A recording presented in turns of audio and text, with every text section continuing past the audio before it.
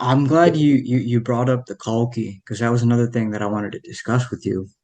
In the Abrahamic traditions, there's this idea of a Messiah coming. The Muslims and Christians believe it's Christ. Would you consider the Kalki like a Messiah, or what is a more appropriate title for him?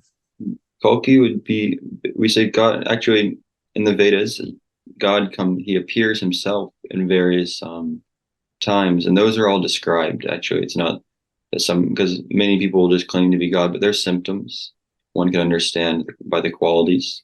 And also it's within scripture that at this time he'll be born in he'll appear in this family. These will be the names of his parents. This will be the location which will take place, and this is what he'll do. So that's Interesting. described as we have that same description of Lord Buddha, um, and Lord Chaitanya, who appeared 500 years ago. We have that same description of him. So Are you at all familiar with if the Kalki also exists in the Buddhist tradition? um, if he does, they wouldn't consider him God because at least in the Orthodox sense, I don't know what's happened as time's gone on, but Buddhism is traditionally atheistic, meaning they don't have a conception or faith in a supreme being, but their ultimate purpose, their ultimate goal of their practice is nirvana.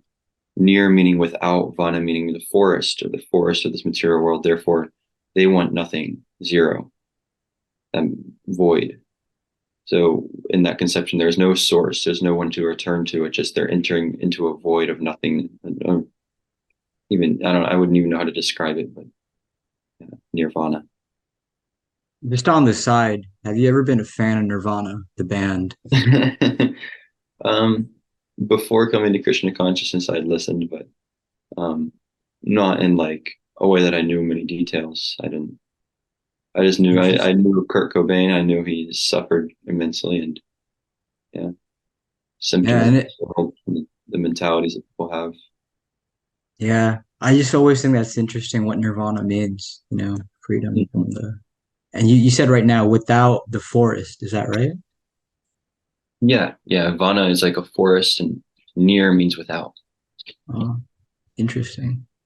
because it's actually this material world is described as the forest of like um, material illusion. It's a place where we get lost. Yeah.